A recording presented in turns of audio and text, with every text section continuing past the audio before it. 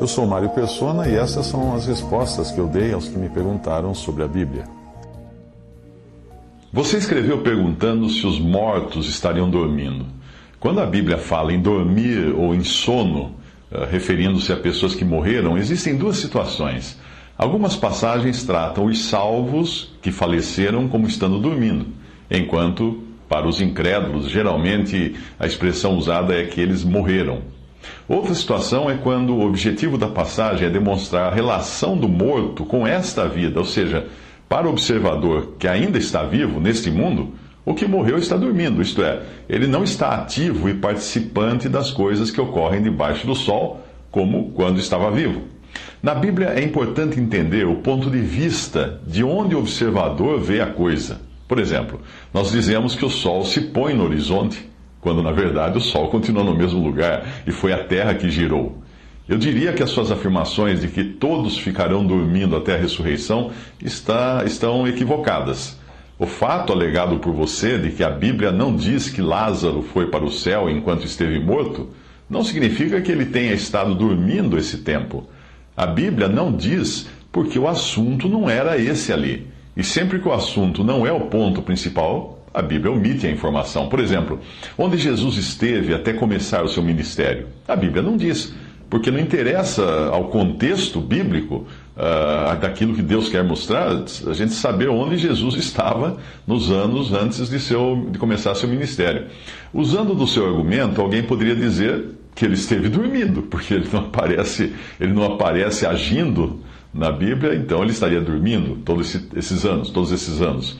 Quando Jesus fala do rico e de Lázaro, o rico está bem acordado e conversando, mesmo estando no Hades, que é o lugar ou condição da morte, da separação do corpo e da alma e espírito.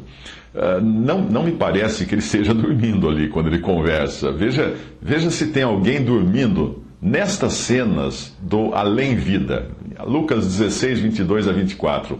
E aconteceu que o mendigo morreu e foi levado pelos anjos para o seio de Abraão. E morreu também o rico e foi sepultado. E no Hades ergueu os olhos, estando em tormentos, e viu ao longe Abraão e Lázaro no seu seio. E clamando disse: Pai Abraão, tem misericórdia de mim e manda Lázaro, que molhe na água a ponta do seu dedo e me refresque a língua, porque estou atormentado nesta chama. Muito bem, uma pessoa em estado de sono da alma, como alguns costumam dizer, não seria capaz de erguer os olhos, sofrer, ver, clamar e dizer coisas assim. Nos versículos que se seguem, nós vemos uma conversação rolar ali. E somente alguém bem acordado e consciente seria capaz de ter uma conversa assim. Um caso semelhante você encontra na cena dos mortos de Apocalipse, Apocalipse 6, de 9 a 10. E havendo aberto o quinto selo, vi debaixo do altar as almas dos que foram mortos por amor da palavra de Deus e por amor do testemunho que deram. E clamavam com grande voz, dizendo: Até quando, ó verdadeiro e santo dominador, não julgas e vingas o nosso sangue dos que habitam sobre a terra? Eles não estão dormindo, eles estão clamando, inclusive. Quando o Senhor é transfigurado no monte, surgem ao lado dele dois homens do Antigo Testamento: Moisés, que já havia morrido e cujo corpo Deus escondeu, e Elias, que não morreu, mas foi arrebatado ao céu. Os dois estão falando com Jesus. E os discípulos os identificam como pessoas conscientes. Eles provavelmente estavam em pé conversando com Jesus.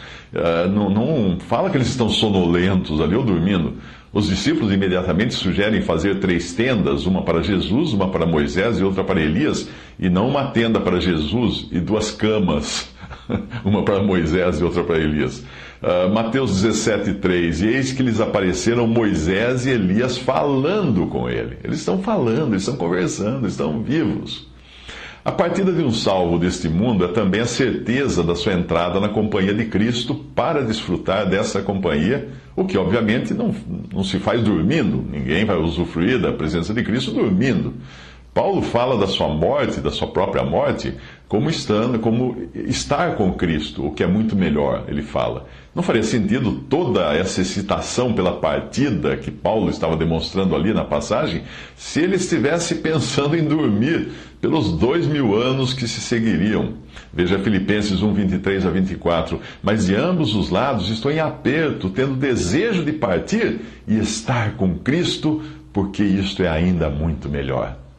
A passagem que iniciou o nosso diálogo no outro e-mail que você me mandou, também fala desse estar com Cristo. Lucas 23, 43, e disse-lhe Jesus, em verdade te digo que hoje estarás comigo no paraíso.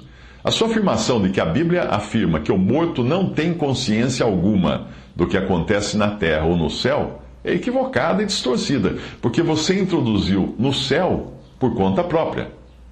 O versículo não fala de céu, mas fala de terra. Por isso usa a expressão debaixo do sol, versículo que você citou e tentou amparar a sua posição em cima dele. Veja Eclesiastes 9, de 5 a 6. Porque os vivos sabem que hão de morrer, mas os mortos não sabem coisa nenhuma, nem tampouco terão eles recompensa, mas a sua memória fica entregue ao esquecimento. Também o seu amor, o seu ódio, a sua inveja já pereceram, e já não tem parte alguma para sempre em coisa alguma do que se faz onde? Onde? No céu? Não.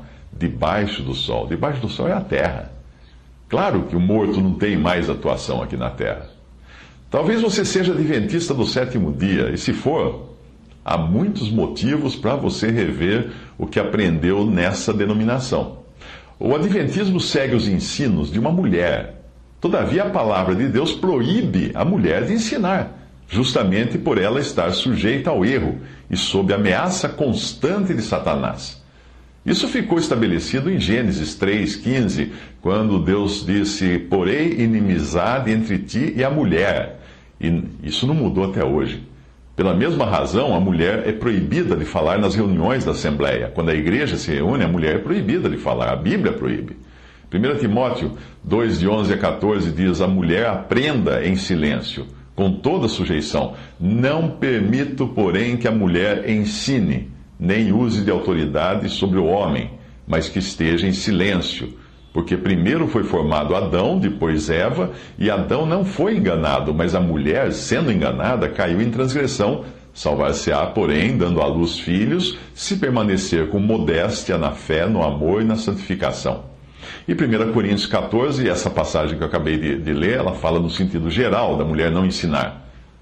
Em 1 Coríntios 14, versículos 34 a 37, como em todas as igrejas dos santos, as vossas mulheres estejam caladas nas igrejas, porque não lhes é permitido falar. Mas também estejam sujeitas, como também ordena a lei. E se querem aprender alguma coisa, interroguem em casa seus próprios maridos, porque é vergonhoso que as mulheres falem na igreja. Porventura saiu dentre vós a palavra de Deus, ou veio ela somente para vós? Se alguém cuida ser profeta ou espiritual, reconheça que as coisas que vos escrevo são mandamentos do Senhor. Mandamentos do Senhor. Aqui duas dúvidas podem surgir. Uma, alguém dizer: não estamos na lei, então não temos que seguir mandamentos. Sim, nós seguimos, nós não estamos na lei, mas nós seguimos mandamentos. Os mandamentos do Senhor são para ser seguidos. Este é um deles. E outra dúvida que pode surgir é o seguinte: sim, mas nós não estamos na lei, então por que ele fala que também a lei determina que as mulheres sejam caladas? Na realidade, toda a lei colocava a mulher em submissão ao homem. Isso você encontra em toda a lei. Você não vê lá na lei que existissem mulheres sacerdotisas ministrando no templo, ou fazendo as ofertas no templo, ou mesmo ensinando nas sinagogas. Não existia isso. Não havia sinagogas, claro, no tempo da lei. Ela é bem posterior. Mas, de qualquer maneira, as mulheres não ensinavam a lei. Era dado aos homens a ensinar a lei. E também uma outra questão é que muitos levantam que nós não estamos na lei, então de onde vem essa lei que o apóstolo Paulo manda seguir, quando ele diz como ordena a própria lei? Tem uma palavrinha a mais aí. Como também ordena a lei. Ao falar também, ele está dizendo que esse mandamento do Senhor, que é dado agora para a igreja, não é estranho àqueles que conheciam a lei, porque na lei também era ordenado que as mulheres permanecessem caladas. Não que exista um versículo específico disso no Antigo Testamento, mas se você vai em Gênesis, justamente quando aconteceu a criação do homem, Deus falou que a mulher foi criada e ela estaria em sujeição ao seu marido ou ao homem. Isso foi um dos primeiros mandamentos que Deus deu quando criou a mulher.